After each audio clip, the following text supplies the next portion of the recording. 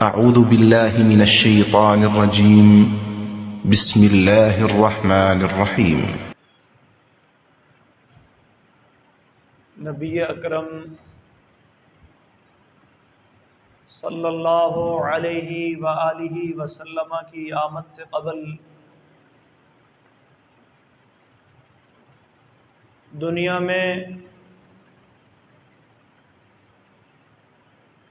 ہر طرف فساد ہی فساد تھا۔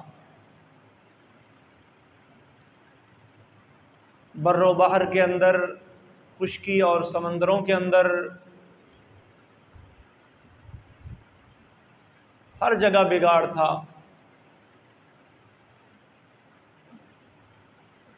انسان ان کے عقائد، ان کے اخلاق، ان کے اعمال بگڑ چکے تھے۔ عقیدہ توحید کی جگہ ایک اللہ وحدہ لا شریک کی عبادت کرنے کی جگہ لوگوں نے پتھر کے، مٹی کے، مختلف چیزوں کے بت بنا کے ان کی پوجا پرست شروع کر دی۔ اس سے بڑا ظلم اور کیا ہو سکتا ہے؟ اس سے بڑا اور فساد کائنات میں کیا ہو سکتا ہے کہ اللہ رب العالمین، اس ساری کائنات کو بنانے والا، مالک، مدبر، مربی، چلانے والا، کائنات کی ہر چیز جس کے اختیار میں، جس کے قبضے میں، جس کے کن کہنے سے فیکون ہر چیز ہوتی ہے، وہ حکم نہ دے تو سورج نہیں نکلتا، وہ آرڈر نہ کرے تو چاند کی جرت نہیں کہ وہ روشنی دے سکے۔ اس اللہ کی نافرمانی، اس اللہ کی بغاوت، اور اس کے مقابلے میں اپنے ہی ہاتھوں سے، پتھروں سے، مٹی سے، مختلف دھاتوں اور چیزوں سے تراشے ہوئے، بنائے ہوئے بت وہ اللہ کے مقابلے میں کھڑے کر دیے۔ اللہ والے اختیارات ان کو دے دیے۔ کسی نے درختوں کو، کسی نے پہاڑوں کو، کسی نے بتوں کو، کسی نے زندہ انسانوں کو، کسی نے مرے ہوئے انسانوں کو۔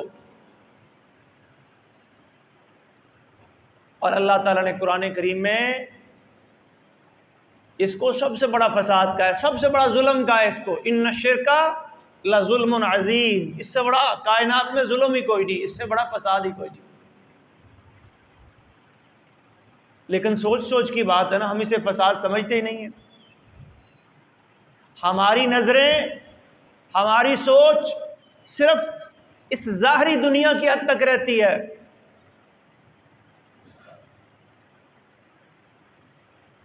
ہم جس دور کے اندر، جس زمانے کے اندر جی رہے ہیں، زندگی گزار رہے ہیں، الا ماشاء اللہ یہاں لوگوں کی اکثریت کا مسئلہ وہ کیا ہے کہ میرا جسم تندرست رہے، میرے پاس مال کی فراوانی ہو، میرے جو حقوق ہیں وہ کوئی پامال نہ کرے، میں جیسے چاہوں مرضی زندگی گزاروں، کوئی مجھے روک ٹوک کرنے والا، کوئی پوچھنے والا مجھے نہ ہو۔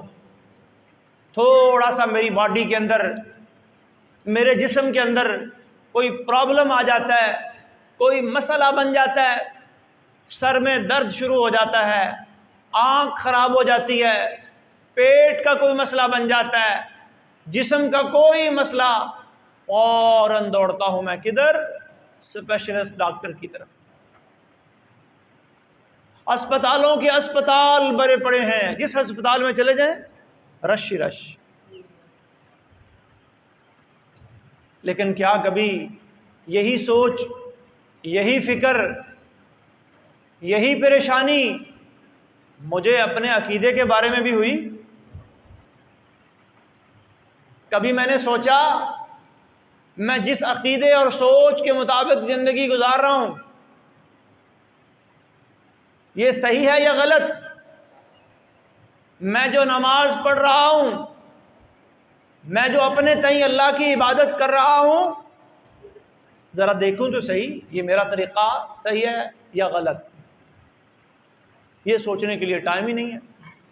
آپ دیکھیں گے صحت کا مسئلہ ہوتا ہے، اسپتال بھرے ہوتے ہیں، لا اینڈ آرڈر کا مسئلہ ہوتا ہے، عدالتوں میں چلے جائیں، کچہریوں میں چلے جائیں، تھانوں میں چلے جائیں، بڑی پڑی ہیں، سائلین ہیں، کسی کا کام ہو رہا ہے، کسی کا نہیں ہو رہا، کسی کو انصاف مل رہا ہے، کسی کو نہیں مل رہا،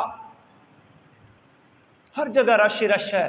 اگر نہیں ہے، اگر کوئی جگہ بے آباد ہے تو وہ اللہ کے گھر ہے، الا ماشاء اللہ، جن کو اللہ توفیق دیتا ہے۔ یہ ہماری آج سوچ بن گئی ہے۔ پھر ہم کہتے ہیں جی زلزلے کیوں آتے ہیں، آفتیں کیوں آتی ہیں، مصیبتیں اور پریشانیاں کیوں آتی ہیں، سیلاب کیوں آتے ہیں؟ اللہ فرماتے ہیں ظہر الفساد فی البر والبحر بما کسبت ایدی الناس، لوگوں یہ تمہارے اپنے ہی اعمال، تمہاری اپنی ہی کرتوتوں کا نتیجہ ہے۔ اللہ پھر کچھ نہ کچھ تو دکھائے گا نا، لیذیقہم بعض الذی عملوا، اگرچہ یہ کائنات اللہ نے عمل کے لیے بنائی ہے، لیکن اللہ نے یہ بھی فرمایا کہ کچھ نہ کچھ سزا کا نمونہ میں نے اس کائنات میں بھی چکھانا ہے، لعلہم یرجعون، اور اس کے پیچھے بھی اللہ کی حکمتیں ہیں۔ اللہ فرماتا ہے میں کیا چاہتا ہوں، شاید لوگ پلٹ آئیں، لوٹ آئیں، سمجھ آ جائے۔ نبی کریم صلی اللہ علیہ وسلم ایک حدیث میں ارشاد فرماتے ہیں کہ مومن جو ہوتا ہے نا، صحیح العقیدہ، سنت پر چلنے والا، اللہ اور اس کے رسول کے احکامات کی پیروی کرنے والا، اس کو تھوڑی سی بھی تکلیف آتی ہے، تھوڑا سا بھی اس کے ساتھ مسئلہ بنتا ہے، اس کی سوچ مادی چیزوں کی طرف جانے کی بجائے روحانی چیزوں کی طرف پہلے جاتی ہے۔ شاید میرا اللہ مجھ سے ناراض ہو گیا، شاید مجھ سے کوئی ایسا گناہ ہو گیا ہے۔ فرمایا مومن کو بخار بھی ہوتا ہے نا تو پھر یہ سوچتا ہے،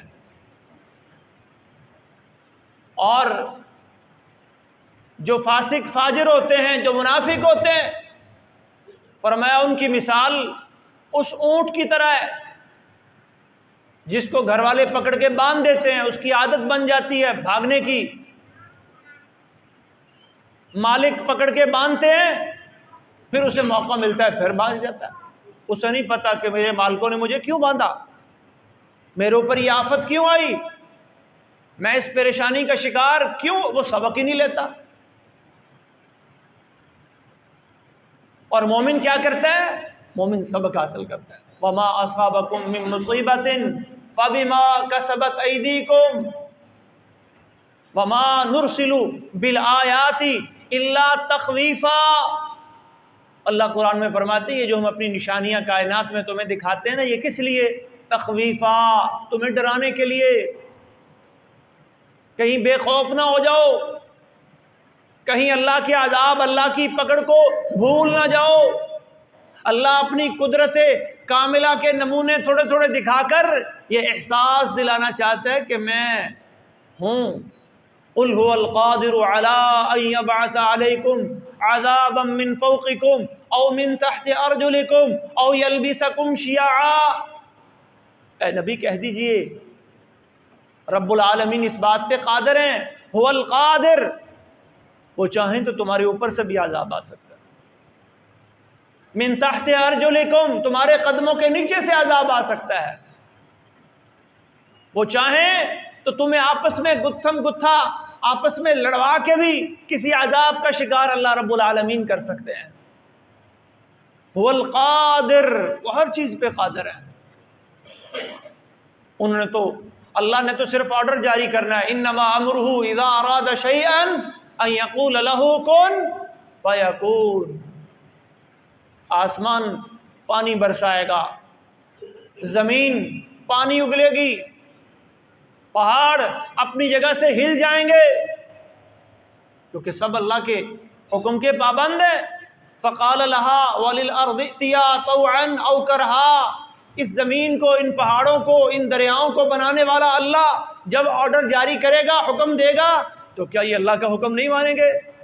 یہ انسان ہی ہے غفلت کا شکار، جو اللہ کے واضح احکامات، بینات، آیات، معجزات، دلائل، ان سب چیزوں کے آنے کے باوجود، نبی اور رسولوں کے اترنے، کتابوں اور صحائف کے نازل ہونے کے باوجود اللہ کی بغاوت پہ اتر آتا ہے، سرکشی پہ اتر آتا ہے، نافرمانی والی زندگی بسر کرنی شروع کر دیتا ہے۔ پہاڑوں کی مجال نہیں ہے، دریاؤں کی مجال نہیں ہے۔ مومن کی سوچ ان آفات، ان بلیات، ان مصائب اور ان پریشانیوں کے حوالے سے کیا ہے اور کیا رکھنی چاہیے؟ عبرت کی نگاہ سے دیکھنا چاہیے، سبق حاصل کرنا چاہیے، اللہ کی قدرت کو ہر وقت اپنی نگاہوں کے سامنے رکھنا چاہیے، اور جن مقاصد کے لیے اللہ نے یہ آیات بھیجی ہیں، وَمَا نُرْسِلُ بِالْآيَاتِ إِلَّا تَخْوِيفًا لَعَلَّهُمْ يَرْجِعُونَ لَعَلَّهُمْ يَتَذَكَّرُونَ، شاید پلٹ آئیں، نصیحت حاصل کر لیں، رجوع کر لیں اللہ کی طرف پلٹیں۔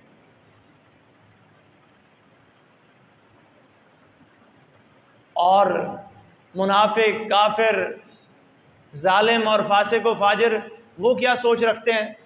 قوم ہود علیہ السلام، ان کی قوم تھی عاد، تو اللہ تبارک و تعالی نے ان پر طوفان کا، آندھی کا عذاب بھیجا نا، اور دور سے بادل نظر آتا دکھائی دیا۔ سورہ احقاف کے اندر اللہ نے یہ عذاب کی منظر کشی کی ہے۔ فَلَمَّا رَأَوْهُ عَارِضًا مُسْتَقْبِلَ أَوْدِيَتِهِمْ، جب دیکھا دور سے بادل آ رہا ہے ان کی وادیوں کا رخ کرتے ہوئے، ایک کالی گھٹا طوفان اور آندھی کی شکل میں اٹھ رہی ہے، آ رہی ہے، اللہ اکبر۔ اور جب طوفان اور آندھی کے آنے کا آغاز ہوتا نا، اللہ کے نبی کی کیا کیفیت ہوتی تھی، اللہ اکبر۔ امی عائشہ فرماتی کبھی اندر جا رہے ہیں، کبھی باہر آ رہے ہیں، تربد وجوہ، چہرے کا رنگ بدل جاتا، پریشان۔ ایک دن پوچھ لیا اللہ کے رسول، لوگ خوش ہوتے ہیں، موسم اچھا ہو گیا ہے، بارش آنے والی ہے، اللہ کی رحمت آئے گی، ہوائیں چلیں گی، گرمی کا زور ٹوٹے گا، اور آپ یہ کالی گھٹائیں دیکھ کے پریشان ہو جاتے ہیں۔ فرمایا عائشہ، اللہ کا عذاب ایک قوم کے اوپر اسی شکل میں آیا تھا، تو جب تک رحمت کی ہوائیں چل نہیں پڑتی، جب تک بارش کے قطرے رحمت کی شکل میں زمین پر آ نہیں جاتے، مجھے ڈر ہے، مجھے خوف ہے کہیں اللہ کا کوئی عذاب نہ آ جائے۔ پھر دعا کرتے، اللہم انی اسألک خیرہا وخیر ما ارسلت بہ، اے اللہ یہ آنے والی ہوا، یہ آنے والی آندھی، یہ آنے والا طوفان، میں تجھ سے اس کی خیر اور اس کی بہتری کا سوال کرتا ہوں، اور جو اس کے اندر ہے اس کی بھی خیر کا۔ تو اللہ فرما رہے ہیں فَلَمَّا رَأَوْهُ عَارِضًا مُسْتَقْبِلَ أَوْدِيَتِهِمْ، جب انہوں نے دیکھا کہ کالی گھٹا بادل کی شکل میں آ رہی ہے، قَالُوا هَذَا عَارِضٌ مُمْطِرُنَا، نہیں یہ تو جی روٹین کی کاروائی ہے، بارشیں زیادہ ہوئیں، کلاؤڈ برسٹ ہو گئے، بادل پھٹ پڑے، بارشیں ہو گئیں، ہم نے ڈیم نہیں بنائے۔ آج کل بھی کوئی لوگ کہہ رہے ہیں نا جی، یہ کوئی بھی نہیں کہہ رہا کہ اللہ ناراض ہو گیا ہم سے، یہ اللہ کے غضب کی نشانی ہے، اللہ کی پکڑ کی نشانی ہے۔ نبی کریم صلی اللہ علیہ وسلم کے زمانے میں ایک دفعہ سورج کو گرہن لگ گیا، نبی علیہ السلام نے سارے کام چھوڑ دیے، حتیٰ کہ اسی دن آپ کے آخری بیٹے ابراہیم علیہ السلام کی وفات بھی ہو رہی ہے، اس کا جنازہ بھی نہیں پڑھایا، سارے کام چھوڑ دیے، دفن کرو جلدی جلدی۔ معصوم بچہ، جو چھوٹا بچہ ہوتا ہے نابالغ، اس کا جنازہ فرض نہیں ہوتا، مسنون ہوتا ہے۔ بالغ آدمی کا جنازہ فرض کفایہ یعنی ضروری ہوتا ہے، نابالغ کا جنازہ مسنون ہے۔ ابراہیم علیہ السلام کا جنازہ آپ نے چھوڑ دیا، اور کیا کیا؟ جو بڑا ایک حادثہ، بڑی ایک پریشانی اور بڑی ایک آفت سورج کے گرہن کی صورت میں سامنے آئی تھی، اس کی طرف پلٹے۔ خوفزدہ ہوئے، پریشان ہوئے. فبعث منادیا، اعلان کرنے والے مدینے میں بھیج دیے، الصلاۃ جامعہ، لوگو آؤ نماز کے لیے جمع ہو جاؤ، آؤ اللہ کی طرف رجوع کریں، اللہ کی طرف پلٹیں، اللہ سے اس آفت مصیبت کو دور کرنے کی دعا مانگیں. یہ ہوتا ہے ایک مومن کا کردار، اللہ کے دین کی طرف پلٹیں. کیونکہ یہ دین سے دوری، اللہ کے دین سے اعراض، اور یہ ہمارے گناہ اور ہمارے کالے کرتوتوں کا نتیجہ ہوتا ہے کہ اللہ تبارک و تعالیٰ ناراض ہو کر پھر کیا کرتا ہے؟ عذابوں کی شکل میں، سیلابوں کی شکل میں، آندھیوں اور طوفانوں کی شکل میں عذاب کے کچھ نمونے وہ ہمیں دکھاتا ہے. تو نبی علیہ الصلوۃ والسلام پلٹے، صلاۃ الکسوف پڑھائی، خطبہ دیا، یخوف اللہ بہ عبادہ. اس خطبے میں بھی یہ الفاظ ارشاد فرمائے کہ لوگوں یہ اللہ کی نشانیاں ہیں، اللہ ان کے ذریعے اپنے بندوں کو ڈراتا ہے، بندے پلٹ آئیں، لوٹ آئیں. جب تم ایسا کوئی منظر دیکھو، اللہ کا ذکر کرو، صدقہ کرو، اللہ کی بڑائی بیان کرو، اللہ سے توبہ کرو، نماز پڑھو، صلاۃ الکسوف. اگرچہ ہر آفت اور ہر بلیت کے لیے کوئی خاص نماز، جیسے زلزلہ ہے لوگوں نے اس کی بھی نماز بنا رکھی ہے، بارشیں زیادہ ہو جائیں لوگ اذانیں دینے لگ جاتے ہیں، اور سیلاب آ جائے تو لوگ جناب سب کہیں جی فلاں نماز پڑھیں. نہیں، اس میں ہم شریعت کو دیکھیں گے، دین کو دیکھیں گے کہ اللہ کے نبی نے اگر ایسے موقع پر کوئی نماز، کوئی دعا سکھائی ہے تو وہ ہم کریں گے. کسوف کے موقع پہ آپ نے دعا سکھائی، وہ نماز سکھائی، وہ پڑھی جائے گی، اس کو صلاۃ الکسوف کہتے ہیں. چاند کو گرہن لگ جائے، صلاۃ الکسوف پڑھی جائے گی. لیکن زلزلہ آ جائے، سیلاب آ جائے، کوئی آندھی طوفان آ جائے تو اس کے لیے اللہ کے نبی نے نماز تو کوئی نہیں سکھائی، لیکن باقی کام تو بتایا نا جی. اللہ کی طرف پلٹو، اللہ کی طرف رجوع کرو، عبرت حاصل کرو، اللہ کا ذکر کرو، اللہ کی بڑائی کبر اللہ بیان کرو، تصدقو، صدقہ کرو. یہ تو عمومی احکام ہے، یہ تو کسی بھی آفت، مصیبت، پریشانی اور اللہ کی نشانی کو دیکھ کر یہ کام تو ہر مومن کو کرنے چاہیے. تو سوچ کا فرق میں بتا رہا ہوں کہ ایک مومن کی سوچ کیا ہونی چاہیے اور ایک دنیا دار انسان کی، ایک اللہ کے باغی انسان کی سوچ کیا ہوتی ہے. کہنے لگے یہ تو بادل ہے، بس ایسے ہی ہم پہ برسنے کے لیے آیا ہے. بادل نہیں برسنے آیا تھا، وہ اللہ کا عذاب آیا تھا، انہیں پتہ نہیں چلا. تو یہ جو کلاؤڈ برسٹ ہوئے اور یہ جو ریلے آئے اور یہ جو سیلاب کی شکل میں اس وقت اہل پاکستان اور دنیا کے دوسرے علاقے مبتلا ہیں، یہ اللہ تھوڑا سا ڈرا رہا ہے، نمونے دکھا رہا ہے، عذاب کے نمونے، آزمائش کے نمونے، اپنی پکڑ کے نمونے. قوم نوح کے اوپر اللہ تبارک و تعالیٰ نے یہ پانی، دنیا کی 2 قومیں جن پر پانی کی صورت میں عذاب آیا. ایک قوم نوح، ان پر جو عذاب آیا وہ کیا تھا؟ آسمان بھی برس پڑا، وفارت تنور، اور زمین بھی، تنور بھی اگل پڑا، زمین بھی پانی اگلنے لگی. اور دوسری قوم ہے قوم سبا. قرآن کریم میں ایک سورت ہے، اس کا نام ہی سورہ سبا ہے. یہاں ایک قوم آباد تھی، یہ یمن کے اندر ایک علاقہ تھا، بڑا سرسبز و شاداب، بڑا زرخیز علاقہ، اور بڑا ان کو اپنی زراعت کے اوپر ناز، اور اتنے ترقی یافتہ کہ انہوں نے اپنی زراعت کے پانی جمع کرنے کے لیے ایک بہت بڑا ڈیم بنا رکھا تھا. آج لوگ کہتے ہیں ڈیم نہیں بناتے ہیں، یہ دیکھو ڈیم والوں کا کیا انجام ہوا. لقد کان لسبإ فی مسکنہم آیا. لوگو یہ سبا قوم جہاں آباد تھی، جہاں ان کے لیے جن کی رہائش تھی، اس کا ذرا واقعہ پڑھو، اس میں بھی تمہارے لیے ایک نشانی ہے. جنتان، 2 باغات، عن یمین وعن شمال، دائیں بائیں جانب باغوں کی بہار، پھلدار درخت، پھولدار درخت، ہر طرف سبزہ ہی سبزہ، لہلہاتی ہوئی فصلیں دور دور تک. لیکن کیا ہوا؟ اللہ کی نافرمانی پہ اتر آئے، بغاوت پہ اتر آئے، معصیتوں والی زندگی گزارنا شروع کر دی. فَأَرْسَلْنَا عَلَيْهِمْ سَيْلَ الْعَرِمِ، اللہ فرماتے ہیں ہم نے وہی ڈیم والا پانی سیلاب بنا کر عذاب کی صورت میں ان پہ چھوڑ دیا۔ کیا ڈیم بنا کے ہم بچ جائیں گے؟ ڈیم نہیں ٹوٹ سکتے، ڈیم نہیں بہہ سکتے۔ اللہ کی قدرت کے آگے کوئی چیز ٹک سکتی ہے؟ ہاں، ہم اگر بچ سکتے ہیں تو اللہ کی اطاعت، اللہ کی فرمانبرداری اور اللہ کے دین کے اوپر کھڑے ہو کے بچ سکتے ہیں۔ اور اس کے بعد پھر اگر اللہ کی طرف سے کوئی آزمائش آتی ہے تو پھر مومن کا کردار کیا ہے؟ پھر صبر۔ پھر آپ نے کیا کرنا ہے جی؟ صبر کرنا ہے۔ عجبا لامر المومن، مومن کا معاملہ بڑا دلچسپ ہے۔ ان امرہ کلہ لہ خیر، اس کے لیے ہر حال میں خیر ہی خیر ہے۔ ان اصابتہ سراء، اگر کوئی خوشی ملتی ہے فشکر، وہ شکر کرتا ہے، فکان خیر اللہ، یہ بھی اس کے لیے بہتر۔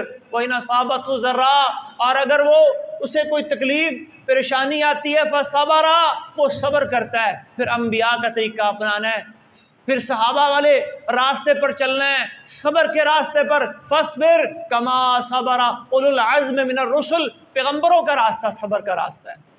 پھر ہم نے جزا فضا اور واویلا نہیں کرنا، پھر اس کو اللہ کا ایک امتحان سمجھنا ہے۔ اگر آپ اپنے اندر سے مطمئن ہیں، اس کے باوجود اللہ کی طرف سے کوئی تکلیف آ جاتی ہے، کوئی مصیبت آ جاتی ہے، کوئی پریشانی آ جاتی ہے، تو نبیوں پہ بھی آئی ہے جن کا ایمان امتیوں سے اللہ اکبر مقابلہ ہی نہیں۔ کیا نبی اور امتی کے ایمان کا کوئی مقابلہ کیا جا سکتا ہے؟ انبیاء ایمان کے حوالے سے نا تین قسم کے لوگ، تین قسم کی مخلوقات اللہ کی ہیں۔ ایک ہے فرشتوں کا ایمان، ایک ہی کیٹیگری پہ، ایک ہی معیار پہ رہتا ہے، نہ بڑھتا ہے نہ کم ہوتا ہے۔ ایک ہے انبیاء کا ایمان جو بہت اعلیٰ درجے پر ہے، اور اس میں کیا ہوتا ہے؟ وہ بڑھتا تو ہے لیکن کم نہیں ہوتا۔ جیسے ابراہیم علیہ السلام، ان کا واقعہ قرآن مجید میں آتا ہے نا، انہوں نے اللہ سے سوال کیا، رب ارینی کیف تحیی الموتیٰ، اللہ مجھے دکھا، میں دیکھنا چاہتا ہوں تو مردوں کو زندہ کیسے کرتا ہے۔ قال اولم تؤمن، اللہ نے پوچھا کیا تجھے یقین نہیں ہے، ایمان نہیں رکھتا؟ قال بلا، اللہ کیوں نہیں، یقین ہے، ایمان ہے، لیکن میں چاہتا ہوں لیطمئن قلبی، میرا ایمان اور زیادہ بڑھ جائے۔ تو انبیاء کا ایمان بڑھتا ہے، کم نہیں ہوتا۔ اور ایک ہے امتیوں کا ایمان، عام لوگوں کا ایمان، ہمارا ایمان۔ ہمارے ایمان میں دونوں طرح کے مرحلے آتے ہیں، کم بھی ہوتا ہے، زیادہ بھی ہوتا ہے۔ تو انبیاء ان کا طریقہ کیا ہے؟ فَاصْبِرْ كَمَا صَبَرَ أُولُو الْعَزْمِ، پھر وہ صبر کا راستہ۔ اشد الناس بلاء الانبیاء، ان کے بارے میں نبی علیہ الصلوۃ والسلام فرماتے ہیں، جامع ترمذی کی روایت ہے کہ سب سے زیادہ آزمائشیں اگر کسی پر آتی ہیں تو انبیاء پر آتی ہیں۔ ثم الامثل فالامثل، پھر ان پر جو جن کا درجہ انبیاء کے بعد ہوتا ہے، پھر ان پر جن کا درجہ انبیاء کے بعد ہوتا ہے۔ ان عظم الجزاء ما عظم البلاء، اور یہ یقین رکھے مومن کہ آزمائش جتنی بڑی ہوگی اللہ انشاءاللہ اجر اور ثواب بھی اتنا ہی زیادہ عطا فرمائے گا۔ اذا احب قوما، اللہ کے نبی کا یہ فرمان سامنے رکھے کہ اللہ جب کسی قوم سے، کسی فرد یا افراد سے محبت کرتے ہیں، انہیں پسند کرتے ہیں، ابتلاہم، تو انہیں کیا کرتے ہیں جی؟ آزماتے ہیں۔ اس دنیا میں اللہ کے سب سے پسندیدہ لوگ کون ہیں؟ انبیاء۔ تو سب سے زیادہ آزمائشیں کن پر آئیں؟ اور آخر زمان جناب محمد الرسول اللہ صلی اللہ علیہ وسلم، جو افضل الانبیاء، افضل الرسل، افضل البشر، خلیل اللہ، اللہ کے محبوب، اللہ کے خلیل، ان اللہ اتخذنی خلیلا، صحیح بخاری کی حدیث ہے، فرمایا اللہ نے مجھے بھی خلیل بنایا، جس طرح ابراہیم کو خلیل بنایا نا، اللہ نے مجھے بھی خلیل بنایا۔ وہ اپنے بارے میں کہتے ہیں ما اوذی احد مثل ما اوذیت فی سبیل اللہ، جتنی تکلیفیں، جتنی آزمائشیں اللہ کے دین کی خاطر مجھے دی گئی، میں نے اٹھائی، میں نے برداشت کی، کسی نے بھی نہیں کی۔ تو پھر ان مصائب کو، ان پریشانیوں کو، ان آفات کو، ان حادثات کو اللہ کی آزمائش سمجھ کر صبر کے ساتھ ہم نے زندگی گزارنی ہے، اگر آپ دین کے اوپر کھڑے ہیں، اور اگر نہیں تو پھر اپنے گناہوں کی فکر کرنی ہے، پھر اپنے گریبان میں جھانکنا ہے کہ میں کہاں کھڑا ہوں، کہیں میں اللہ کے دین سے اعراض کرنے والا تو نہیں، کیونکہ اللہ فرماتے ہیں وَمَنْ أَعْرَضَ عَنْ ذِكْرِي فَإِنَّ لَهُ مَعِيشَةً ضَنْكًا وَنَحْشُرُهُ يَوْمَ الْقِيَامَةِ أَعْمَىٰ، جو میرے دین سے، میری یاد سے منہ موڑے گا، اعراض کرے گا، ہم اس کی معیشت تنگ کر دیں گے، ہم اس کی زندگی تنگ کر دیں گے، اور قیامت کے روز اسے کس حال میں اٹھائیں گے؟ اعمیٰ، اندھا بن کے اٹھے گا۔ اللہ کے نبی فرماتے ہیں میں اپنے آپ میں یہ دیکھوں کہ کہیں میں حدود اللہ کے اندر مداہنت کرنے والا تو نہیں ہوں۔ اسامہ بن زید رضی اللہ تعالی عنہ کی روایت ہے، نبی کریم صلی اللہ علیہ وسلم نے فرمایا لوگو تم سے پہلے لوگ اس وجہ سے ہلاک ہو گئے، اذا سرق فیہم الشریف، جب کوئی بڑا آدمی چوری کرتا، کوئی بڑا آدمی جرم کرتا، ترکو، اسے چھوڑ دیتے، اور جب کوئی کمزور کوئی جرم کرتا، چوری کرتا، کسی غیر قانونی کام کا ارتکاب کرتا، اقاموا علیہ الحد، اس پہ حد لگاتے۔ کہیں میں ایسا تو نہیں ہوں، کہیں میں اپنے نبی کے طریقوں کی خلاف ورزی کرنے والا تو نہیں ہوں۔ سورہ مومنون میں، سورہ نور میں اللہ فرماتے ہیں فَلْيَحْذَرِ الَّذِينَ يُخَالِفُونَ عَنْ أَمْرِهِ أَن تُصِيبَهُمْ فِتْنَةٌ أَوْ يُصِيبَهُمْ عَذَابٌ أَلِيمٌ، ڈر جائیں وہ لوگ جو جناب محمد الرسول اللہ صلی اللہ علیہ وسلم کے حکم کی مخالفت کرتے ہیں، انہیں ڈر جانا چاہیے، کس بات سے؟ کہیں انہیں کوئی آزمائش نہ آلے، کہیں ان پر کوئی دردناک عذاب نہ آ جائے۔ انما اہلک من کان قبلکم کثرت سؤالہم واختلافہم علی انبیائہم، لوگو تم سے پہلے لوگ کیوں ہلاک ہو گئے؟ نبیوں سے سوال تو بڑے کرتے تھے لیکن ان کے طریقے پر چلتے نہیں تھے۔ جنہیں پتہ تھا صحیح کیا ہے، غلط کیا ہے، پوچھ پوچھ کے انہوں نے انبیاء سے دین حاصل کیا، لیکن پھر ان کی مخالفت کی۔ ان کے سوال بھی اسی لیے ہوتے تھے کسی نہ کسی طریقے سے جان چھوٹ جائے، جان بخشی ہو جائے۔ بنی اسرائیل نے سوال کیے موسیٰ علیہ السلام سے کسی طرح گائے ذبح نہ کرنی پڑے، لیکن اللہ جواب دیتا گیا۔ تو یہ طریقہ، یہ روش، سوال کریں، اہل علم سے پوچھیں، دین کو سمجھنے کے لیے، عمل کرنے کے لیے، اس لیے مت پوچھیں سوال کہ کوئی ایسا نکتہ، کوئی ایسی بات میں اپنے مطلب کی مفتی صاحب، قاری صاحب، علامہ صاحب کے منہ سے نکلوا لوں اور پھر مطمئن ہو جاؤں لو جی فلاں مفتی مجھے فتویٰ دے دیا ہے، فلاں قاری نے مجھے یہ بات بتا دی ہے، اب یہ میرے لیے جائز ہو گئی ہے۔ استفتی قلبک، ذرا اپنے دل سے بھی پوچھ لے، البر ما اطمأنت الیہ النفس، نیکی کیا ہے جس پہ تیرا اپنا دل مطمئن؟ گناہ کیا ہے؟ ما حاک فی صدرک، جو تیرے دل میں کھٹکے۔ وَإِنْ أَفْتَاكَ النَّاسِ، لوگ تجھے جتنے بھلے مرضی فتوے دے دیں، لیکن وہ فتوے تو نے کیسے لیے تجھے پتہ۔ آج لوگ کہیں نا بھائی بینکوں کا، وہ ان کے پاس فتوے ہیں جی، فلاں بینک گاڑی دے رہا ہے، فلاں یہ کر رہا ہے، فلاں سودی قرضے دے رہا ہے، فلاں مفتی نے ان کو فتویٰ دیا ہوا ہے، ان کے پاس فلاں کے فتوے ہیں، فلاں کے فتوے۔ فرمایا وَإِنْ أَفْتَاكَ النَّاسَ وَأَفْتُوكَ، تو لوگوں سے فتوے پوچھ لے، لوگ تجھے اس کے جواز کے فتوے دے بھی دیں، لیکن کتاب و سنت اگر اس کی تائید نہیں کر رہی، تیرا دل مطمئن نہیں ہو رہا، بشرطے کہ تیرا دل عقیدہ توحید اور اتباع سنت کے اوپر کھڑا ہے، تو پھر بچ اس کام سے۔ میں نے یہ دیکھنا ہے کہ کہیں میں ان جرائم کا شکار تو نہیں جن جرائم کی وجہ سے اللہ کا عذاب پہلی قوموں کے اوپر آیا جن جرائم کی وجہ سے نبی علیہ الصلوۃ والسلام نے امت محمدیہ کو خبردار کیا۔ سنن ابن ماجہ کی روایت ہے، عبداللہ ابن عمر رضی اللہ تعالی عنہما اس حدیث کے راوی ہیں، نبی علیہ الصلوۃ والسلام فرماتے ہیں کیف انتم، اے لوگو تمہارا اس وقت کیا حال ہوگا، وَأَعُوذُ بِاللَّهِ، اور میں اللہ کی پناہ چاہتا ہوں کہ یہ تمہاری حالت ہو، یہ تمہارے حالات ہوں۔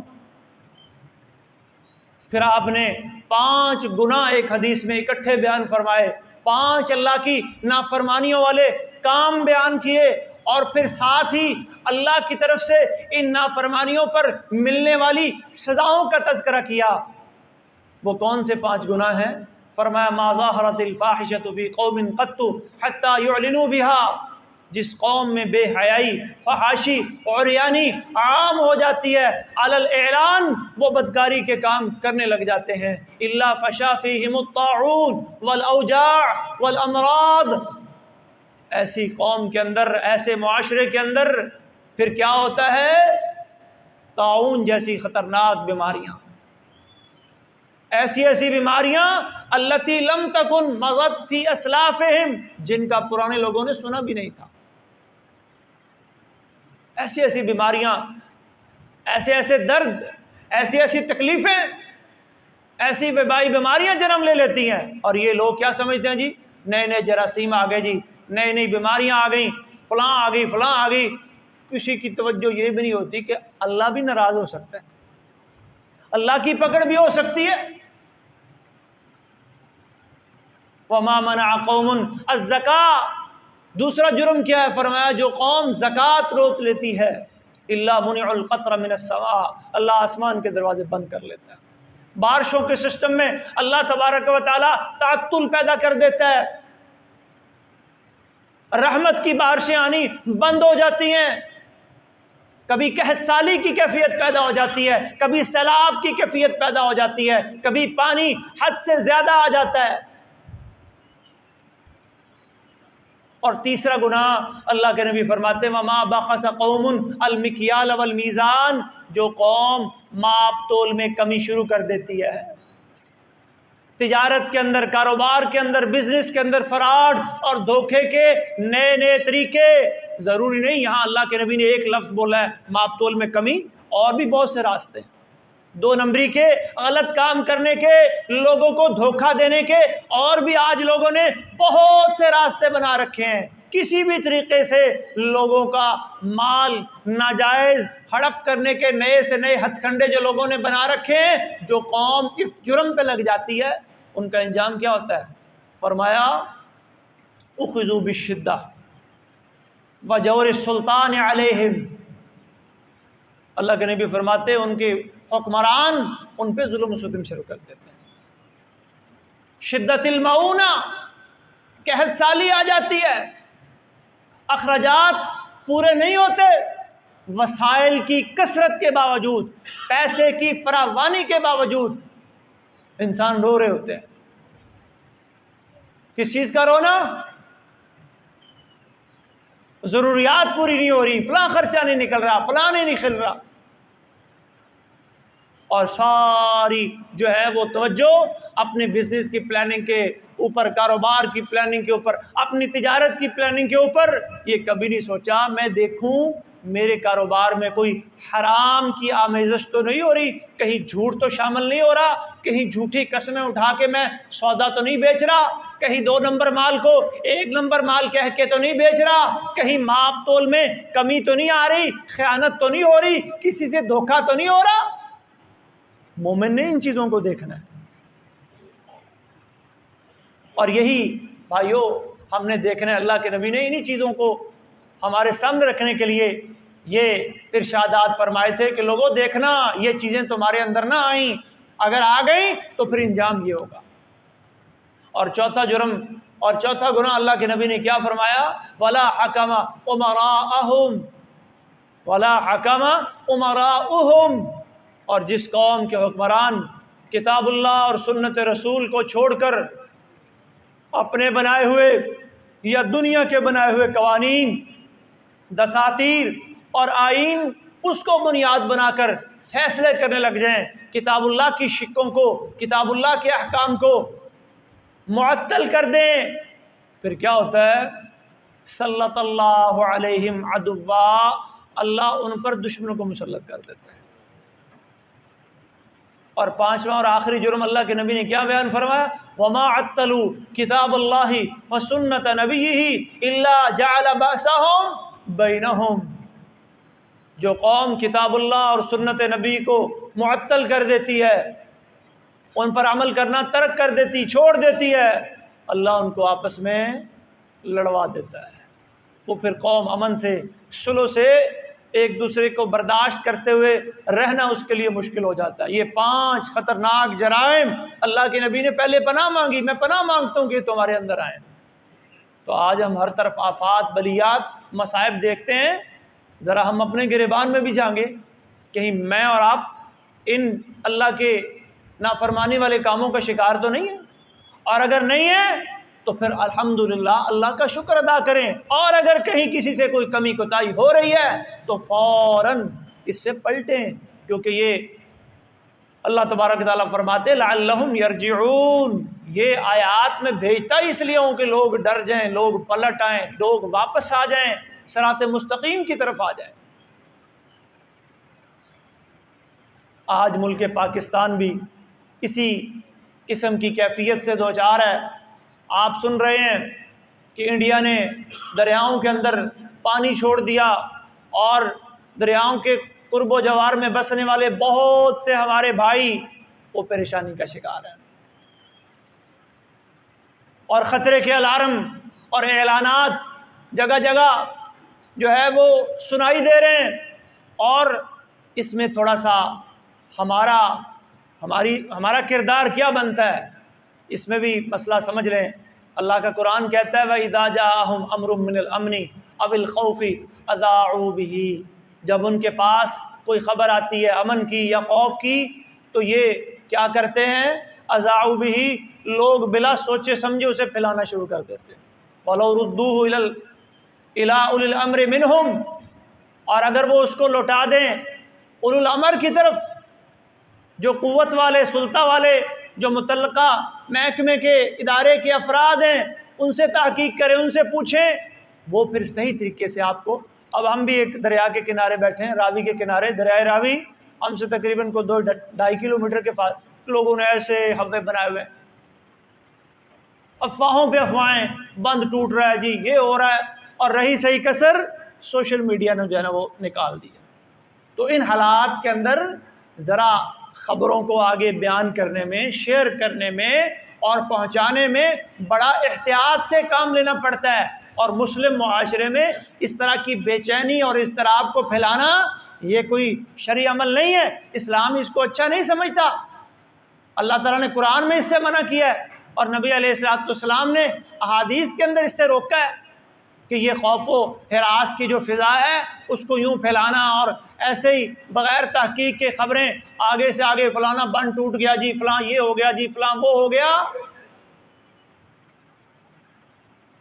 ان یوٹیوبروں کا بس چلے تو یہ تو پتہ نہیں پاکستان کو دنیا سے ویسے ہی ختم کر کے سانس لیں۔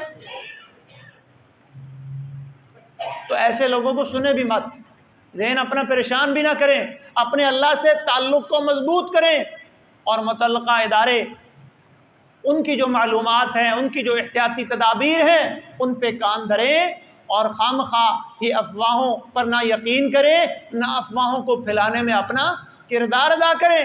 پچھلے دنوں انڈیا کے ساتھ جو جنگی حالات پاکستان کے بنے، اس وقت بھی یہی کیفیت پیدا ہوگی۔ اس وقت بھی میں نے مسئلہ یہ سمجھایا تھا آپ لوگوں کو، کوئی بھی اس طرح کا مسئلہ بن جائے تو آپ اس میں اپنے دین کو مقدم رکھا کریں کہ ہمارا دین اس حوالے سے کیا کہتا ہے، دینی رہنمائی کیا ہے، ہمارا کردار کیا ہونا چاہیے، کیسے ہم اس آفت سے، اس مصیبت سے، اس پریشانی سے ہم کیسے نمٹیں، کون ہمیں نجات دے گا؟ قُلِ اللَّهُ يُنَجِّيكُم مِّنْهَا وَمِن كُلِّ كَرْبٍ، یہ اللہ قرآن میں فرما رہے ہیں نجات دینے والی ذات اللہ کے سوا کوئی نہیں ہے، مشکل کشا اللہ کے سوا کوئی نہیں۔ یہ درباروں کو تالے لگ رہے ہیں، مزار بند ہو رہے ہیں، بھائی کیا ہے زائرین کی آمد و رفت بند، کیوں؟ پانی آ رہا ہے، لیکن اللہ کا در کبھی بند نہیں ہوگا۔ سمجھنا چاہیے ہمیں کہ وہ مشکل کشا حاجت روا نہیں ہے جو خود پانیوں کے اندر جن کی قبریں، جن کے مزار، جن کے بڑے بڑے گنبد بنا رکھے لوگوں نے، وہ پانیوں کی تہ میں ڈوب رہے ہیں، اور ہم ان کو مشکل کشا بنا کے بیٹھے، ہم ان کو حاجت روا بنا کے بیٹھے، ہم ان کو اللہ کے مقابلے میں شریک بنا کے بیٹھے۔ ہر مشکل میں اللہ سے مدد مانگیں، نہ کوئی نبی مدد کر سکتا ہے، نہ کوئی صحابی مدد کر سکتا ہے، نہ کوئی ولی مدد کر سکتا ہے، نہ کوئی پیر مدد کر سکتا ہے، کوئی علی، کوئی ولی اللہ کے مقابلے میں کچھ نہیں کر سکتا۔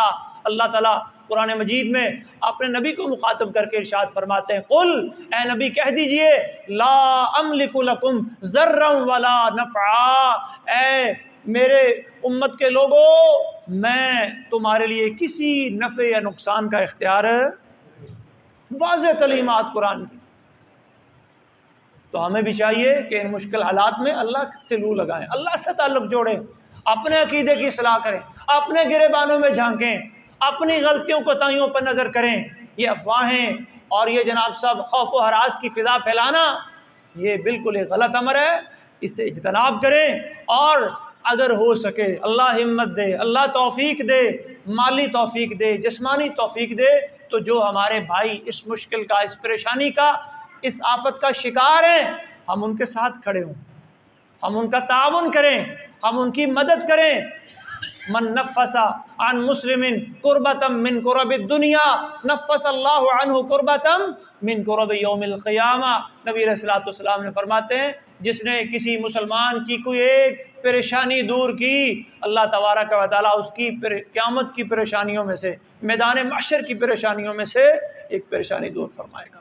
واللہ فی عون العبد ما کان العبد فی عون اخی، اپنے مال کے ساتھ، اپنی دعاؤں کے ساتھ، اور اگر ہم پہنچ کر ہمارے پاس یہ وسائل ہیں، یہ چیزیں ہیں کہ ہم کسی کی ہیلپ کر سکتے ہیں، ہم کسی کو کنارے پہ لا سکتے ہیں، ہم کسی کو کسی مصیبت والی جگہ سے دور کر کے کسی محفوظ مقام پر پہنچا سکتے ہیں، تو اس میں ہم اپنا کردار ادا کریں۔ کئی ساتھی ایسے جناب صاحب وہ تماشبینوں کے طور پر جا رہے ہیں، یہ بھی دیکھا ہوگا آپ نے، ایسے مقامات کے اوپر اللہ کے نبی صلی اللہ علیہ وسلم نے فرمایا یہ تماشا دیکھنے کے لیے نہیں جانا چاہیے۔ نبی علیہ الصلوۃ والسلام جب غزوہ تبوک سے واپس آ رہے تھے نا، تو قوم سمود ایک جگہ آباد تھی، حجر کی بستی، حجر، اصحاب الحجر قرآن میں ان کا ذکر بھی، وہاں سے جب گزرے نا تو نبی علیہ الصلوۃ والسلام نے ارشاد فرمایا تیزی سے گزر جاؤ اور اپنی کیفیت ایسے بنا لو جیسے تم رونے والے ہو، عبرت پکڑو، یہ وہ بستی ہے، یہ وہ علاقہ ہے جہاں ایک قوم کے اوپر اللہ کا عذاب آیا تھا۔ تو ہمیں عبرت پکڑنی چاہیے، سبق حاصل کرنا چاہیے، اپنی آخرت کی فکر نہیں کرنی چاہیے، اپنے عقیدے اس کو صحیح کرنے کی کوشش کرنی چاہیے، اپنی زندگیوں میں اللہ کا دین لانا چاہیے، اور جو اللہ کی طرف سے مصیبت آتی ہے، پریشانی آتی ہے، اس کو صبر اور حوصلے کے ساتھ برداشت کرنا چاہیے، اور اس کے حل کے لیے، اس کو دور کرنے کے لیے رجوع بھی صرف اور صرف اللہ رب العالمین سے کرنا چاہیے۔ وہی مشکل کشا ہے، وہی مصیبتیں دور کرنے والا ہے، وہی پریشانیاں دور کرنے والا ہے، اس کے سوا دنیا میں کوئی ایسا نہیں ہے جو آپ کی کسی مشکل کو، آپ کی کسی پریشانی کو دور کر سکے۔ اللہ تبارک و تعالیٰ سے دعا ہے اللہ تبارک و تعالیٰ ہمارے ملک پہ، پورے عالم اسلام پہ اپنا رحم فرمائے، اپنا کرم فرمائے، اور جن پریشانی کے حالات سے اس وقت اہل پاکستان گزر رہے ہیں، مسلمانان پاکستان گزر رہے ہیں، اللہ سب کی پریشانیاں دور فرمائے، اللہ ہمارے حال پہ رحم فرمائے، اللہ ہمیں صحیح عقیدہ اور اتباع سنت، یعنی سنت کا طریقہ اس پر چلنے کی توفیق عطا فرمائے۔ وآخر دعوانا ان الحمد للہ رب العالمین۔